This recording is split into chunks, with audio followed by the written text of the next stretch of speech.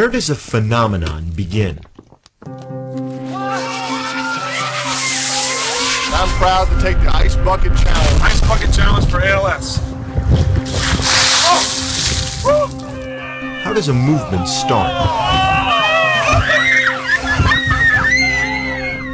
This starts with one challenge. I am doing this in honor of Pete Frates. Pete Frates. With one name. Frates is swinging the bat today with an awful lot of confidence. As a hard-charging outfielder, Pete Frates was the team captain at Boston College in 2007. That's a grand slam home run for Peter Frates. A lifelong Red Sox fan, his finest moment in baseball came in one at-bat on his favorite field. Playing at Fenway is just a dream come true for any kid growing up around here. I went 4-4, hit a home run at Fenway.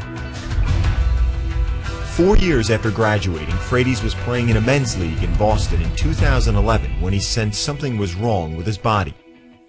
In March of 2012, after months of guessing, a neurologist delivered the news. And he looked straight at Pete and he said, "Honestly, I don't know how to tell a 27-year-old this. Pete, I believe you have ALS." I just started screaming, "Oh my God, my son's gonna die." I've always kind of been a positive guy. For me, it was, okay, here's what we're dealing with, let's go to work. Pete made a choice. He would attack the disease. He would make a difference. He would make his fight matter. In March 2013, he earned an audience with the Food and Drug Administration in Washington with a simple goal: more attention and more action. I ask of you, let's speed up the process. Let's work together and let's get this disease a thing of the past. Thank you.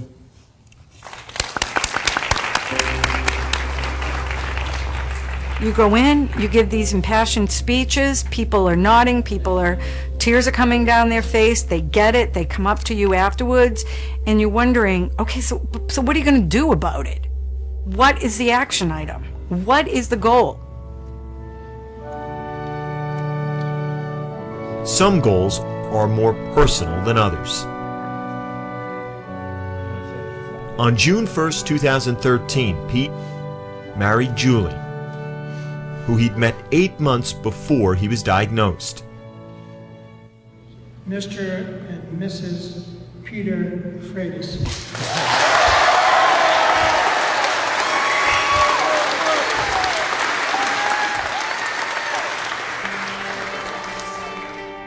Now, almost entirely confined to a wheelchair, Pete walked her down the aisle.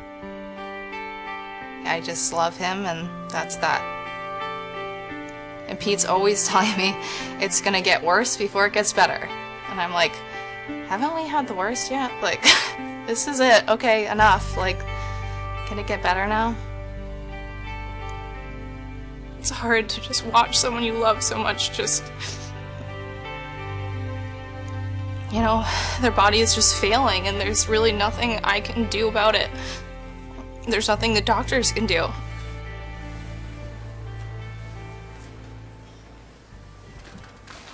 2.5 years after the diagnosis, Pete requires a full-time nurse for most daily activities. He uses a feeding tube to eat. He speaks through the use of a computer. And in September, he's due to be a father. Back in May, during one of the last times he was able to talk at all, he described that feeling. I can't imagine how happy I'm gonna be with my own little baby. So, how did one man with one fight become the center of a social movement? Last month, one of Pete's friends introduced him to the Ice Bucket Challenge, where people are asked to dump a bucket of ice water over their heads and post the moment on social media. The point? To raise awareness and funds for a given charity. Pete couldn't do it himself, but he could ask others to do it for his charity and his cause, ALS. And this is all to raise awareness for ALS and Pete Frates. Suddenly, athletes all over Boston were doing it. To support ALS and my friend Pete Frates. Then, athletes across the country. Hi, I'm Sidney Crosby, and I accept Ice Bucket Challenge in support of all those with ALS, especially Pete Frates. Then, teams. All right, JT here. Celebrities. Over the head. Families. Everybody.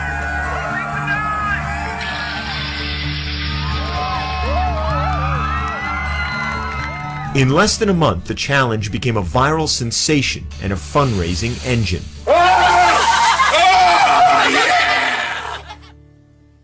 The irony is that while Pete Frates challenged so many others, he never took the challenge himself. So, August 14th, in the perfect place, on a perfect day, the outfield at Fenway, Pete Frates did what he's asked so many others to do. You ready for this?